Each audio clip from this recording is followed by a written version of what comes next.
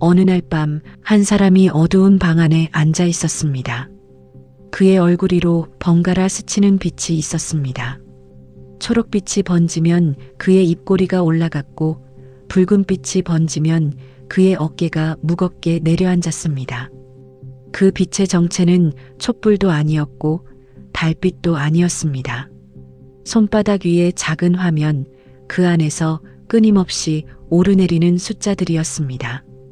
그는 하루에도 수십 번 그 화면을 들여다보았습니다.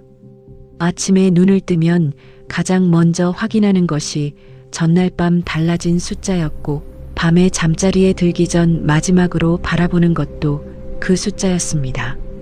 숫자가 오르면 오늘 하루가 괜찮은 하루였다고 스스로에게 말했고, 숫자가 내리면 어디선가 잘못된 선택을 했다고 자신을 다그쳤습니다. 그에게 하루의 무게는 해가 뜨고 지는 것으로 정해지는 것이 아니었습니다. 화면 속 숫자의 방향이 그의 하루를, 그의 감정을, 그의 존재를 결정하고 있었습니다. 이것이 과연 그 한 사람만의 이야기일까요? 부처님께서는 보리수 아래에 앉아 인간의 괴로움을 들여다보셨습니다. 사람들은 늙고 병들고 죽는 것을 두려워했고, 원하는 것을 얻지 못하면 괴로워했으며, 원하지 않는 것을 만나면 고통스러워했습니다. 그 괴로움의 뿌리를 따라 깊이 내려가 보니 거기에는 언제나 같은 것이 있었습니다. 가래, 곧 목마름이었습니다. 채워도 채워지지 않는, 잡아도 잡히지 않는, 끝이 없는 갈망이었습니다. 지금 이 시대에도 그 갈망은 사라지지 않았습니다. 다만 그 모습이 달라졌을 뿐입니다. 보리수 아래의 고행자는 이제 화면 앞에 투자자가 되었고, 해탈을 향한 갈망은 수익률을 향한 갈망이 되었습니다. 그러나 그 안에서 작동하는 마음의 구조는 놀라울 만큼 같습니다. 오르면 더 원하고, 내리면 두려워하고, 그 사이에서 자신이 왜 괴로운지조차 알지 못한 채 같은 자리를 맴도는 것입니다. 부처님께서는 이것을 수레바퀴에 비유하셨습니다. 탐욕과 분노와 어리석음이 서로를 물고 돌아가는 바퀴, 스스로 멈출 수 없는 바퀴, 돌고 있다는 사실조차 알아차리기 어려운 바퀴. 이 이야기는 바로 그 수레바퀴 위에 서 있는 한 사람의 마음을 들여다보는 여정입니다. 숫자가 오를 때 환호하고 숫자가 내릴 때 절망하는 그 마음의 안쪽에서 과연 무엇이 일어나고 있는 것인지 부처님의 눈으로 고요히 바라보려 합니다. 화면 속의 숫자는 오늘도 멈추지 않고 움직이고 있습니다. 그러나 이 이야기가 끝날 무렵 우리가 바라보게 될 것은 숫자가 아닐 것입니다. 숫자를 바라보는 그 마음, 바로 그곳을 향해 지금부터 천천히 걸어가 보겠습니다. 오늘은 숫자 너머에 있는 마음 이야기를 함께 걸어가 보려 합니다. 그것은 아주 작은 숫자였습니다. 처음 주식이라는 것을 시작했을 때 그는 조심스러웠습니다. 큰 돈이 아니었습니다. 잃어도 괜찮다고 스스로에게 말할 수 있을 만큼의 금액이었습니다. 그저 해보는 것이고 경험 삼아 하는 것이라고 마음 한켠에 안전한 울타리를 세워두었습니다. 그리고 며칠이 지났습니다. 어느 아침 무심히 화면을 열었을 때 숫자 옆에 작은 초록색 화살표가 붙어 있었습니다. 그가 산 주식의 값이 올라 있었습니다. 그 순간 가슴 안쪽 어딘가에서 따뜻한 것이 퍼져나왔습니다. 그것은 기쁨이었을까요? 아니면 기쁨을 닮은 다른 무엇이었을까요? 그는 그날 하루가 유난히 좋았습니다. 커피가 더 맛있었고, 하늘이 더 맑아 보였고, 사람들의 얼굴이 더 다정하게 느껴졌습니다. 고작 몇 퍼센트의 숫자가 올랐을 뿐인데 세상 전체가 자신에게 호의적으로 바뀐 것 같았습니다. 그는 그 느낌이 좋았습니다. 매우 좋았습니다. 그래서 그날 밤 잠들기 전 다시 한번 화면을 열어 그 초록색 숫자를 확인했습니다. 여전히 초록색이었습니다. 그는 미소를 지으며 눈을 감았습니다. 그러나 부처님이라면 바로 이 순간을 가만히 바라보셨을 것입니다. 기쁨 그 자체가 아니라 기쁨이 심어 놓은 것을 보셨을 것입니다. 작은 수익이 가져다 준 그 따뜻한 감각 안에는 하나의 씨앗이 들어 있었습니다. 다시 느끼고 싶다는 씨앗, 한 번 더 경험하고 싶다는 씨앗, 이것이 계속되기를 바란다는 씨앗이었습니다. 부처님께서 말씀하신 가래의 씨앗은 이토록 부드러운 모습으로 심어지는 것입니다. 그 씨앗은 조용히 그러나 빠르게 자라났습니다. 처음에는 소박했던 마음이 어느새 달라져 있었습니다. 수익이 나면 기뻤지만 그 기쁨은 이전보다 오래가지 않았습니다. 5%가 올랐을 때 느꼈던 환희는 다음번에는 10%가 되어야 비로소 느껴졌고 10%의 기쁨마저 곧 무뎌지면 20%를 원하게 되었습니다. 마치 처음 한 모금의 물로 해소되던 갈증이 이제는 한 잔을 마셔도 두 잔을 마셔도 여전히 목이 마른 것과 같았습니다. 그는 더 자주 화면을 확인하기 시작했습니다. 아침에 한 번이던 것이 점심에도 저녁에도 새벽에도 이어졌습니다. 화면을 보지 않는 시간에도 머릿속에서는 숫자가 움직이고 있었습니다. 회의 중에도 식사 중에도 누군가와 대화하는 중에도 마음의 절반은 언제나 그 화면 앞에 가 있었습니다. 잃어도 괜찮다고 말했던 그 울타리는 어느새 허물어져 있었고 그 자리에는 더 많이, 더 빨리라는 채찍만이 남아 있었습니다. 무엇이 달라진 것일까요? 시장이 달라진 것이 아니었습니다. 숫자가 달라진 것도 아니었습니다. 달라진 것은 오직 그의 마음이었습니다. 처음에는 숫자를 바라보던 사람이 이제는 숫자에게 끌려가는 사람이 되어 있었습니다. 주인이었던 마음이 어느 순간 종이 되어 있었고 그 전환이 일어난 순간을 그는 알아차리지 못했습니다. 부처님께서는 이 마음의 구조를 일찍이 꿰뚫어 보셨습니다. 경전에서 부처님께서는 이렇게 말씀하셨습니다. 가래란 다시 태어남을 이끄는 것이며 기쁨과 탐욕을 동반하여 이곳저곳에서 즐거움을 찾는 것이다. 이것은 감각적 쾌락에 대한 가래이며 존재에 대한 가래이며 비존재에 대한 가래이다. 이 가르침은 2500년 전의 수행자에게만 해당되는 것이 아닙니다. 오늘날 화면 앞에 앉아 숫자의 상승을 갈망하는 모든 마음에 그대로 적용되는 진단입니다. 가래의 본질은 결코 채워지지 않는다는 데 있습니다. 물을 마시면 갈증이 해소되지만 가래는 충족될수록 더 깊어지는 목마름입니다. 수익을 얻으면 더 큰 수익을 원하게 되고 더 큰 수익을 얻으면 이것을 잃을까 두려워하게 됩니다. 기쁨의 끝에는 언제나 더 큰 갈망이 기다리고 있고 그 갈망의 끝에는 또 다른 기쁨을 향한 손짓이 있습니다. 이것이 바로 수레바퀴입니다. 시작도 끝도 없이 돌아가는 탐욕이라는 이름의 둥근 길입니다. 부처님께서는 이 수레바퀴를 멈추라고 말씀하신 것이 아닙니다. 먼저 그것이 돌고 있다는 사실을 알아차리라고 하셨습니다. 내가 지금 원하고 있다는 것, 그 원함이 채워진 뒤에도 또 다른 원함이 올 것이라는 것. 그리하여 이 길에는 도착지가 없다는 것을 고요히 보라고 하셨습니다.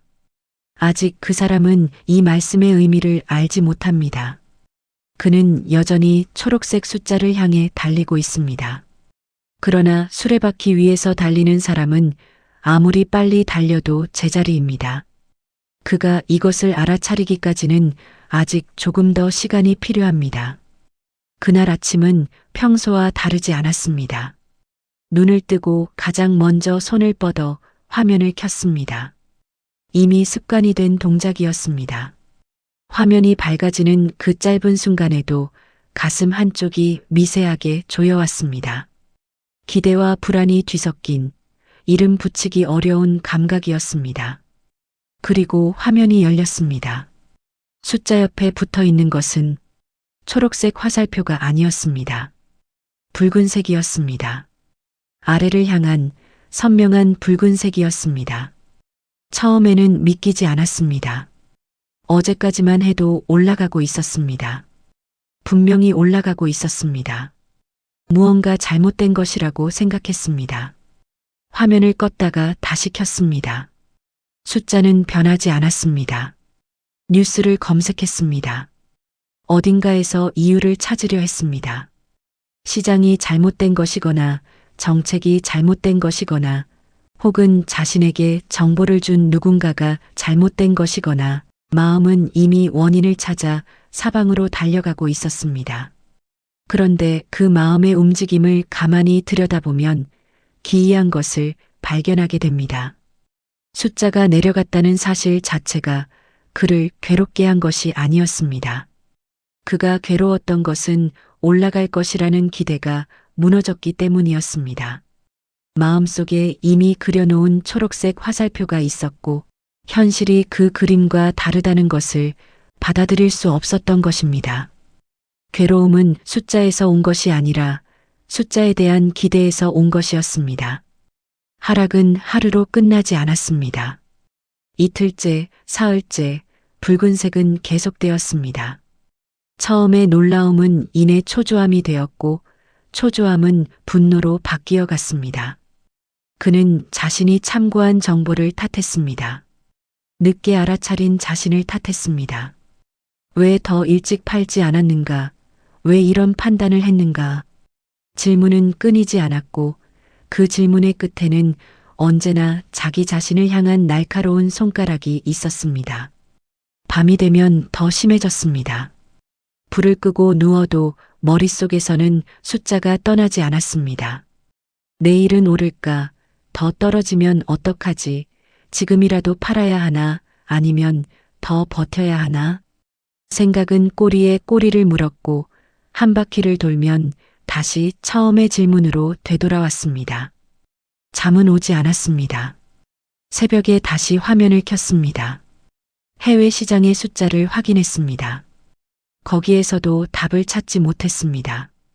아무것도 나아지지 않았는데 밤이 지나 있었습니다. 분노라는 감정은 참으로 교묘합니다. 그것은 마치 불길처럼 대상을 가리지 않고 번져나갑니다. 시장을 향하던 분노는 어느새 가까운 사람에게로 옮겨갔습니다. 사소한 말에 짜증을 내고 차가운 표정을 지었습니다. 그리고 그렇게 행동한 자신에게 또다시 화가 났습니다. 분노는 밖을 태우는 것처럼 보이지만 실은 안을 태우고 있었습니다. 가장 뜨거운 것은 시장도 숫자도 타인도 아니었습니다. 그 모든 것을 향해 분노하고 있는 자기 자신의 마음이었습니다. 부처님께서는 분노를 이렇게 말씀하셨습니다. 분노를 품는 것은 뜨거운 숯을 손에 쥐고 다른 사람에게 던지려는 것과 같으니 먼저 데이는 것은 자기 자신이다. 이 비유는 단순하지만 그 안에 담긴 통찰은 깊습니다. 분노는 언제나 상대를 향해 있는 것처럼 느껴지지만 그 불꽃이 가장 먼저, 가장 오래 태우는 것은 분노를 품고 있는 자신의 마음입니다. 하락장에서 사람들이 느끼는 것은 단순한 금전적 손실이 아닙니다. 그 안에는 자존심의 상처가 있고 판단력에 대한 의심이 있고 미래에 대한 공포가 있습니다. 그것들이 뒤엉켜 하나의 뜨거운 덩어리가 되면 그것을 사람들은 분노라고 부릅니다. 그러나 부처님의 시선으로 바라보면 그 분노의 본질은 진해, 곧 성냄입니다. 삼독의 두 번째 독입니다. 탐욕이 원하는 것을 향해 달려가는 마음이라면 진해는 원하지 않는 것을 만났을 때 타오르는 마음입니다. 탐욕의 이면에는 언제나 분노가 기다리고 있습니다. 올라가기를 갈망했기에 내려갔을 때 불이 붙는 것입니다. 부처님께서는 이 불을 끄라고 하시지 않았습니다. 불이 붙어 있다는 것을 먼저 보라고 하셨습니다. 지금 내 손에 뜨거운 숯이 쥐어져 있다는 것을, 그리고 그것을 던지려는 대상이 사실은 바깥에 있지 않다는 것을, 이 숯을 놓는 길은 던지는 것이 아니라 가만히 손을 펴는 것이라는 사실을 보라고 하셨습니다. 그러나 분노에 휩싸인 마음에게 손을 펴라는 말은 아직 닿지 않습니다. 뜨거운 것을 쥐고 있는 사람은 뜨겁다는 사실조차 잊어버리는 법이니까요. 그가 자신의 손에 쥔 것을 알아차리기까지는 아직 한 겹의 어둠을 더 지나야 합니다. 그는 매일 같은 하루를 살고 있었습니다. 아침에 눈을 뜨면 화면을 확인했습니다. 숫자가 올랐으면 안도했고 내렸으면 불안해했습니다. 기쁨과 불안 사이를 오가는 이 진자운동은 하루도 빠짐없이 반복되었습니다. 그리고 그는 이 반복 속에서 한 가지를 전혀 알아차리지 못하고 있었습니다. 그것은 바로 자신이 반복하고 있다는 사실 자체였습니다. 그에게 매일은 새로운 날이었습니다. 오늘의 숫자는 어제와 다르니까 오늘의 판단도 어제와 다르다고 믿었습니다. 그러나 한 걸음 물러서서 바라보면 달라진 것은 숫자뿐이었습니다. 숫자를 대하는 마음의 패턴은 한치도 달라지지 않았습니다. 오르면 기뻐하고 내리면 괴로워하고 그 사이에서 원인을 밖에서 찾고 답을 찾지 못한 채 다시 화면을 켜는 것. 이 패턴은 어제도 그랬고 오늘도 그렇고 내일도 그럴 것이었습니다. 그는 달리고 있다고 생각했지만 실은 같은 원 위를 맴돌고 있었습니다. 이것이 바로 수레바퀴의 가장 무서운 점입니다. 바퀴 위에서 달리는 사람에게는 풍경이 계속 바뀌는 것처럼 보입니다. 하지만 밖에서 바라보면 그는 단 한 발자국도 앞으로 나아가지 못했습니다. 바퀴는 돌지만 사람은 제자리입니다. 그리고 가장 깊은 괴로움은 제자리라는 사실을 모른 채 달리고 있는 바로 그 상태에 있습니다. 그에게 누군가가 물었습니다. 요즘 어떠냐고. 그는 대답했습니다. 괜찮다고, 바쁘지만 괜찮다고. 그 대답은 거짓이 아니었습니다. 그는 정말로 자신이 괜찮다고 느끼고 있었습니다. 다만 그 괜찮음이라는 감각 아래에 무엇이 쌓여 있는지를 들여다본 적이 없었을 뿐입니다. 잠이 줄어든 것을 그는 알고 있었습니다. 그러나 바쁘니까 그렇다고 생각했습니다. 입맛이 없어진 것도 알고 있었습니다. 그러나 날이 더워서 그렇다고 생각했습니다. 사람을 만나는 것이 피곤해진 것도, 작은 소리에 예민해진 것도, 아무 이유 없이 한숨이 나오는 것도 그는 모두 다른 이유를 갖다 붙였습니다. 마음이 보내는 신호를 하나하나 다른 곳으로 돌려보내고 있었던 것입니다. 자기 마음이 지금 어떤 상태인지를 정면으로 바라보는 것이 어쩌면 숫자가 내려가는 것보다 더 두려웠는지도 모릅니다. 이것은 무심한 것이 아닙니다. 자신에 대한 무지입니다. 바깥의 숫자는 소수점 두 자리까지 정확하게 읽으면서 자기 안의 감정에는 이름조차 붙이지 못하는 것. 시장의 흐름은 분석하면서 자기 마음의 흐름은 한 번도 들여다보지 않는 것. 그는 세상에서 가장 가까운 것을 가장 모르고 있었습니다. 그것은 다름 아닌 자기 자신이었습니다. 부처님께서는 삼독의 세 번째이자 가장 근원적인 독을 곧 어리석음이라고 하셨습니다. 그리고 이 어리석음을 다른 말로 무명이라 부르셨습니다. 무명이란 밝음이 없는 상태, 보아야 할 것을 보지 못하는 상태를 뜻합니다. 부처님께서는 12연기의 맨 첫 자리에 무명을 놓으셨습니다. 무명이 있으므로 행이 있고 행이 있으므로 식이 있고 그렇게 꼬리를 물어 마침내 고통이 생겨난다고 하셨습니다. 모든 괴로움의 시작은 탐욕도 아니고 분노도 아니며 그 탐욕과 분노가 작동하고 있다는 사실을 보지 못하는 어둠 자체라는 것입니다. 안개 속에서 길을 잃은 사람이 가장 두려운 것은 어둠이 아닙니다. 자신이 길을 잃었다는 사실을 모른 채 걷고 있는 상태가 가장 위험한 것입니다. 주식 화면 앞에 앉은 그 사람의 고통도 마찬가지입니다. 탐욕이 올라올 때 그것이 탐욕인 줄 알았다면 그는 멈출 수 있었을 것입니다. 분노가 타오를 때 그것이 분노인 줄 알았다면 숯을 놓을 수 있었을 것입니다. 그러나 그는 몰랐습니다. 자신이 원하고 있다는 것을, 자신이 화내고 있다는 것을, 자신이 같은 자리를 맴돌고 있다는 것을 알지 못했습니다. 무명은 이처럼 눈을 가리는 안개가 아니라 눈이 가려져 있다는 사실조차 모르게 만드는 안개입니다. 부처님께서 가장 먼저 하신 일은 가르침을 주신 것이 아니었습니다. 물음을 던지신 것이었습니다. 그대는 지금 무엇을 보고 있는가? 그대가 보고 있다고 믿는 그것은 진정 그대의 눈으로 본 것인가? 아니면 그대의 갈망이 만들어낸 그림자인가? 이 물음은 2500년이 지난 오늘에도 여전히 유효합니다. 화면 속 숫자를 바라보는 그대에게도 이 물음은 지금 이 순간 건네어지고 있습니다. 다만 물음이 닿기 위해서는 먼저 안개가 조금이라도 거쳐야 합니다. 그리고 안개가 거치는 첫 순간은 언제나 안개가 있다는 것을 처음으로 알아차리는 바로 그 순간입니다. 어느 날 그는 화면을 켜지 않았습니다. 의도한 것은 아니었습니다. 전날 밤 너무 늦게까지 숫자를 들여다보다 지쳐서 알람보다 늦게 눈을 떴을 뿐이었습니다. 서둘러 출근 준비를 하는 동안 화면을 확인할 틈이 없었고 그렇게 아침이 지나갔습니다.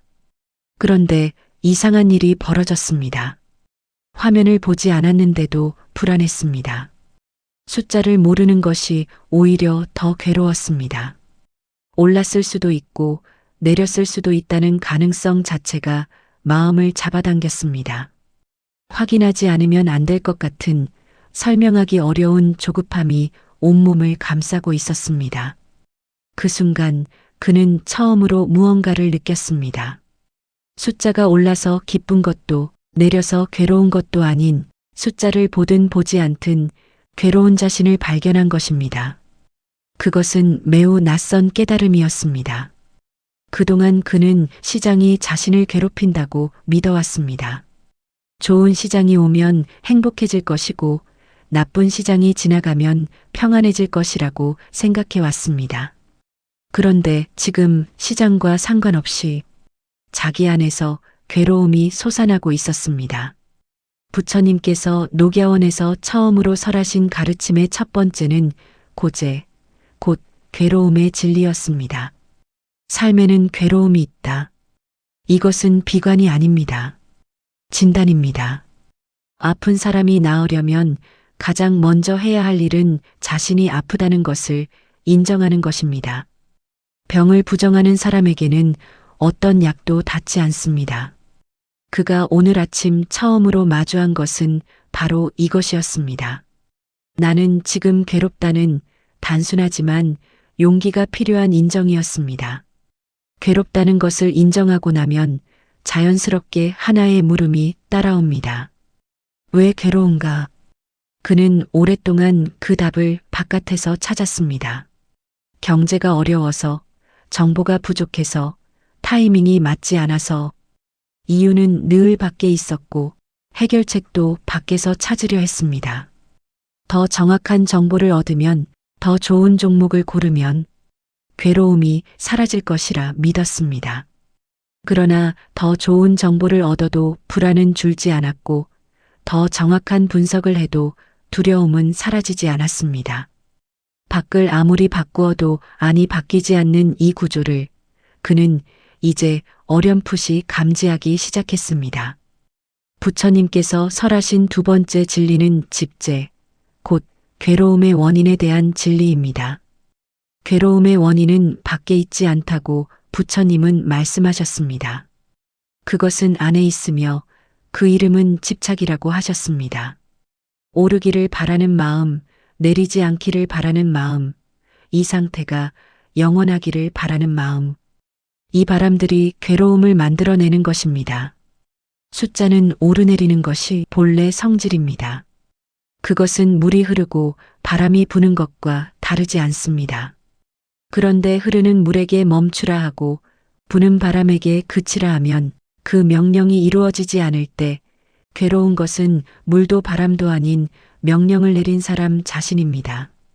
그는 처음으로 시선을 돌렸습니다. 화면 바깥이 아니라 화면을 바라보는 자신에게로, 숫자가 아니라 숫자를 움켜쥐려는 자신의 마음에게로.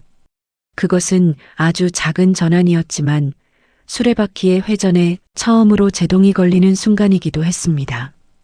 부처님께서는 괴로움이 있다고만 말씀하시지 않으셨습니다.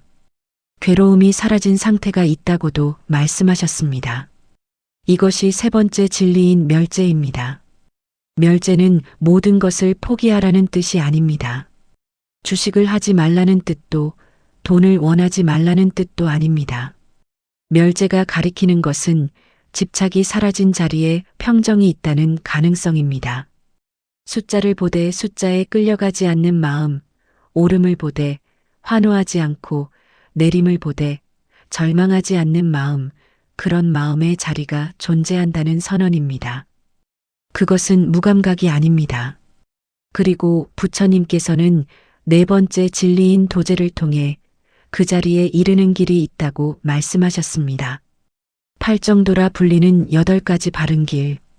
바르게 보고, 바르게 생각하고, 바르게 말하고, 바르게 행동하고, 바르게 살고, 바르게 노력하고, 바르게 알아차리고, 바르게 집중하는 것. 이 길은 하루아침에 완성되는 것이 아닙니다. 그러나 중요한 것은 길이 있다는 사실 그 자체입니다. 지금까지 그는 숫자의 미로 속에서 출구가 없다고 느꼈습니다. 그러나 출구가 없었던 것이 아니라 출구를 찾으려 하지 않았던 것이었습니다. 아니, 더 정확히 말하면 출구가 아닌 곳만 두드리고 있었던 것이었습니다. 괴로움은 있습니다. 그 원인도 있습니다. 그러나 그 괴로움이 사라진 자리도 있으며 그곳에 이르는 길도 있습니다. 부처님의 사성제는 절망의 진단이 아니라 가능성의 지도입니다. 그리고 그 지도를 펼치는 첫 번째 조건은 내가 지금 길을 잃었다는 것을 인정하는 것입니다. 그는 이제 그 인정의 문 앞에 서 있습니다. 그날도 숫자는 올랐습니다. 화면을 열자 초록색이 눈에 들어왔고 가슴 안쪽에서 익숙한 감각이 피어올랐습니다. 기쁨이었습니다. 반가움이었습니다. 잘했다는 안도감이었습니다. 예전이라면 그는 그 감각 속으로 아무런 의심 없이 빠져들었을 것입니다.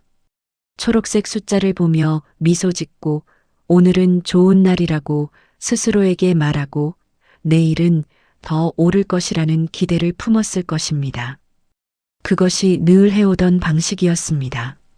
그러나 이번에는 무언가가 달랐습니다. 기쁨이 올라오는 그 순간 아주 가느다란 목소리가 마음 한켠에서 들려왔습니다. 지금 기뻐하고 있구나. 그것은 기쁨 자체가 아니었습니다. 기쁨을 바라보는 또 다른 시선이었습니다. 그는 기쁨을 느끼고 있었고 동시에 기쁨을 느끼고 있는 자신을 보고 있었습니다. 그 순간은 오래가지 않았습니다. 곧 다시 숫자 속으로, 기대 속으로, 익숙한 흐름 속으로 빠져들었습니다. 그러나 한번 수면 위로 올라온 사람은 물속의 감각을 기억합니다. 아, 나는 물속에 있었구나 하는 그 짧은 자각이 이전과 이후를 나누는 경계가 됩니다. 그는 아직 물 밖으로 완전히 나오지 못했습니다. 그러나 물이 있다는 것을, 그리고 자신이 그 안에 잠겨 있었다는 것을 처음으로 감지한 것입니다. 며칠 뒤 숫자는 다시 내려갔습니다. 화면을 여는 순간 붉은색이 시야에 들어왔고 배 안쪽이 차갑게 조여오는 감각이 밀려왔습니다. 공포였습니다. 또 떨어졌다. 더 떨어지면 어쩌지? 왜 어제 팔지 않았을까? 머릿속에서 생각들이 폭포처럼 쏟아져 내리기 시작했습니다. 손이 떨리고 심장이 빨라졌습니다. 몸 전체가 이 위험에서 벗어나라고 소리치고 있었습니다. 그런데 그 소리 사이로 다시 그 가느다란 목소리가 들려왔습니다. 지금 두려워하고 있구나. 이번에는 조금 더 또렷했습니다. 두려움이 올라오고 있다는 것을 알아차리는 그 한 조각의 인식이 폭포수 같은 생각의 틈 사이로 비집고 들어왔습니다. 그는 멈추었습니다. 화면에서 눈을 떼지는 못했지만 손가락은 멈추었습니다. 버튼을 누르려던 손이 허공에서 잠시 머물렀습니다. 그 멈춤은 겨우 몇 초에 불과했습니다. 그러나 그 몇 초 안에서 그는 난생 처음 자신의 공포를 밖에서 바라보는 경험을 했습니다. 공포 속에 빠져서 끌려가는 것이 아니라 공포가 지금 여기에 있다는 것을 한 발짝 뒤에서 지켜보는 것. 두려움은 여전히 있었습니다. 사라진 것이 아니었습니다. 그러나 두려움과 자신 사이에 아주 얇은 틈이 생겨났습니다. 두려움이 곧 나인 상태에서 두려움이 내 안에 있는 상태로 미세하지만 결정적인 전환이 일어나고 있었습니다. 부처님께서는 이것을 수행의 핵심으로 삼으셨습니다. 사티파타나 숫다, 곧 알아차림의 확립에 관한 가르침에서 부처님께서는 이렇게 말씀하셨습니다. 느낌이 일어날 때 느낌을 알아차리라. 즐거운 느낌이 일어나면 즐거운 느낌이 일어났다고 알아차리고, 괴로운 느낌이 일어나면 괴로운 느낌이 일어났다고 알아차리라. 이것이 윗바사나의 시작이며 모든 지혜의 문이 열리는 첫걸음입니다. 알아차린다는 것은 감정을 없애는 것이 아닙니다. 알아차림이란 일어나는 것을 있는 그대로 보는 것입니다. 기쁨이 올라오면 기쁨이 올라왔구나 하고 보는 것이고, 분노가 올라오면 분노가 올라왔구나 하고 보는 것이며, 두려움이 올라오면 두려움이 올라왔구나 하고 보는 것입니다. 판단하지 않고 붙잡지 않고 밀어내지 않고 다만 봅니다. 이 바라봄 자체가 수행이며 이 바라봄 자체가 자유의 시작입니다. 주식 화면 앞에서 이 알아차림은 어떤 모습일까요? 숫자가 올랐을 때 기쁨이 올라옵니다. 그 기쁨을 따라 더 많이 원하는 마음이 뒤따라옵니다. 그 순간 알아차립니다. 지금 탐욕이 일어나고 있구나. 그렇게 알아차리는 것만으로 탐욕과 나 사이에 한 뼘의 거리가 생겨납니다. 숫자가 내렸을 때 공포가 올라옵니다. 그 공포를 따라 도망치고 싶은 마음이 뒤따라옵니다. 그 순간 알아차립니다. 지금 진해가 일어나고 있구나. 그 알아차림 하나가 충동적 행동과 의식적 선택 사이의 간격을 만들어줍니다. 부처님께서는 이 간격을 가장 소중한 자리라 여기셨습니다. 감정이 일어나는 것과 감정에 반응하는 것 사이에 그 짧은 공간. 대부분의 사람들은 그 공간을 알지 못한 채 자동으로 반응합니다. 그러나 알아차림이 그 공간을 밝혀주는 순간 우리는 비로소 선택할 수 있게 됩니다. 끌려갈 것인가, 바라볼 것인가, 수레바퀴 위에서 계속 달릴 것인가, 잠시 멈추어 발밑을 내려다볼 것인가. 그 선택의 가능성이 열리는 곳, 바로 그곳이 알아차림의 자리입니다. 어느 아침 그는 다시 화면을 열었습니다. 초록빛의 숫자가 있었습니다. 그러나 이번에는 가슴이 뛰지 않았습니다. 정확히 말하면 뛰기는 했습니다. 초록색을 본 순간 익숙한 그 따뜻한 감각이 가슴 안쪽에서 피어오르려 했습니다. 그러나 그는 그것을 보았습니다.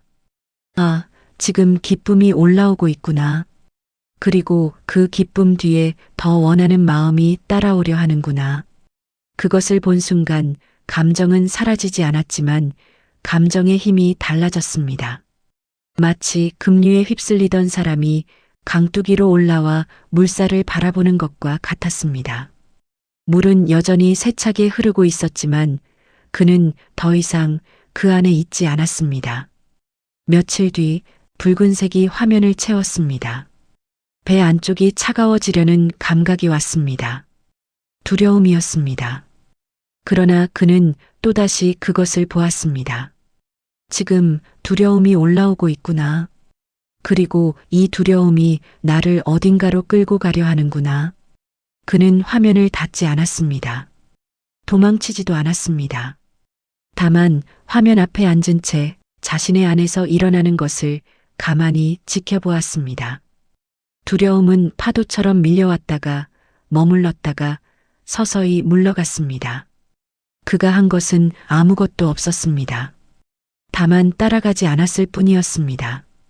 이것은 작은 변화처럼 보이지만 실은 근본적인 전환입니다. 예전에 그는 감정이 곧 자신이었습니다. 기쁨이 오면 기쁜 사람이 되었고 두려움이 오면 두려운 사람이 되었습니다. 감정이 그를 정의했고 감정이 그의 행동을 결정했습니다. 그러나 지금 감정은 여전히 오지만 그것이 자신의 전부가 아니라는 것을 그는 조금씩 체득해 가고 있었습니다. 감정은 찾아오는 손님이지 집의 주인이 아니었습니다. 수레바퀴는 멈추지 않습니다. 시장은 내일도 열릴 것이고 숫자는 내일도 오르내릴 것이며 그것을 보는 마음에는 내일도 감정이 일어날 것입니다. 부처님께서는 이 바퀴를 멈추라고 하신 것이 아닙니다. 바퀴 위에서 내리라고 하신 것입니다. 바퀴는 돌되 그대는 돌지 않아도 된다고 하신 것입니다. 숫자를 보되 숫자에 매이지 않고 감정을 느끼되 감정에 끌려가지 않고 삶을 살되 삶에 집착하지 않는 것, 이것이 내려놓음이며 이것이 수레바퀴에서 내리는 유일한 방법입니다. 그는 여전히 주식을 하고 있습니다. 화면을 열고 판단을 내리고 때로는 사고 때로는 팝니다. 밖에서 보면 달라진 것이 없어 보입니다. 그러나 안에서는 모든 것이 달라져 있습니다. 숫자가 올라도 자신의 가치가 올라간 것이 아니라는 것을 알고 있습니다.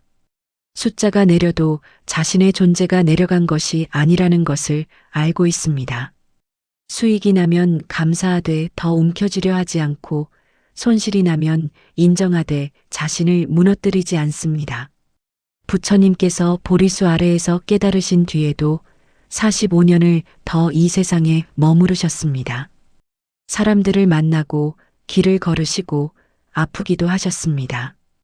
깨달음이란 세상 바깥으로 나가는 것이 아니었습니다.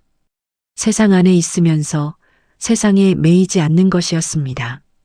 집착을 놓는다는 것은 아무것도 느끼지 않겠다는 선언이 아닙니다. 오히려 더 깊이, 더 온전히 느끼겠다는 용기입니다. 기쁨이 올 때 기쁨을 충분히 느끼되 그것에 매달리지 않고 슬픔이 올 때 슬픔을 충분히 느끼되 그것에 잠기지 않는 것. 감정의 주인으로 서는 것이 아니라 감정의 증인으로 서는 것. 그것이 부처님께서 말씀하신 자유이며 탐욕의 수레바퀴에서 내린 사람이 비로소 서게 되는 자리입니다. 그 자리에 서면 숫자는 그저 숫자일 뿐입니다. 오르면 오르는 것이고 내리면 내리는 것이며 그 어느 쪽도 나를 정의하지 못합니다. 그 자리에 서면 비로소 화면 너머에 있던 것들이 보이기 시작합니다. 아침 햇살의 따뜻함이, 밥 한 끼의 고마움이, 숫자 뒤에 가려져 보이지 않던 삶의 본래 모습이 하나씩 눈에 들어오기 시작합니다. 밤이 되었습니다. 어두운 방 안에 한 사람이 앉아 있습니다. 이 이야기가 시작될 때와 같은 자리입니다. 같은 방, 같은 화면, 같은 숫자들. 화면 위로 초록빛과 붉은빛이 번갈아 스쳐갑니다. 시장은 오늘도 열렸고 내일도 열릴 것이며 숫자는 오늘도 오르내렸고 내일도 오르내릴 것입니다. 세상은 달라지지 않았습니다. 그러나 그 화면을 바라보는 눈이 달라졌습니다. 초록빛이 얼굴 위로 번질 때 그는 가슴 안에서 작은 기쁨이 피어오르는 것을 느낍니다. 그리고 그것을 봅니다. 기쁨이 왔구나. 반갑구나. 그러나 이것이 나의 전부는 아니구나. 기쁨은 왔다가 머물렀다가 흘러갑니다. 그는 붙잡지 않습니다. 붉은 빛이 번질 때 배 안쪽에서 차가운 것이 조여오는 감각을 느낍니다. 그리고 그것을 봅니다. 두려움이 왔구나. 이것도 왔다가 갈 것이구나. 두려움은 밀려왔다가 물러갑니다. 그는 끌려가지 않습니다. 탐욕의 수레바퀴는 여전히 돌고 있습니다. 세상 어딘가에서는 지금 이 순간에도 누군가가 초록색 숫자에 환호하고 있을 것이고 누군가는 붉은색 숫자에 잠을 이루지 못하고 있을 것입니다. 바퀴는 멈추지 않습니다. 부처님께서도 바퀴를 멈추라 하시지 않으셨습니다. 다만 그 위에서 내려오라 하셨습니다. 바퀴가 도는 것을 알아차리라 하셨고 자신이 그 위에 서 있다는 것을 보라 하셨고 보는 그 순간 이미 내려오기 시작한 것이라 하셨습니다. 이 이야기를 듣고 계신 그대에게 묻고 싶습니다. 그대의 화면에는 지금 무슨 색이 떠 있습니까? 초록색입니까? 붉은색입니까? 그리고 그 색을 보는 그대의 마음은 지금 어디에 있습니까? 숫자 안에 있습니까? 아니면 숫자를 바라보는 곳에 있습니까? 만약 지금 이 순간 자신의 마음이 어디에 있는지를 알아차렸다면 그것만으로도 이미 한 걸음을 내디딘 것입니다. 수레바퀴 위에서 멈추어 발밑을 내려다본 것이며 안개 속에서 안개를 처음으로 본 것입니다. 부처님께서는 말씀하셨습니다. 1000개의 촛불을 하나의 촛불로 밝힐 수 있으되 그 촛불의 수명은 줄어들지 않는다고. 알아차림이란 그런 불꽃입니다. 한번 켜진 알아차림은 다른 순간으로, 다른 감정으로, 다른 하루로 번져나갑니다. 그리고 그 불꽃은 꺼지지 않습니다. 다만 잊힐 뿐이며 잊힌 줄 알았다가 어느 순간 다시 떠오릅니다. 그대가 오늘 이 이야기를 통해 켠 불꽃이 아무리 작다 하더라도 그것은 이미 충분합니다. 화면을 닫아도 좋습니다. 닫지 않아도 좋습니다. 중요한 것은 화면이 아닙니다. 화면을 바라보는 그대의 마음입니다. 그 마음을 한 번이라도 돌아보는 것, 그것이 부처님께서 2500년 전에 건네신 가르침의 시작이자 끝입니다. 오늘 밤 부디 편안하시기를 빕니다.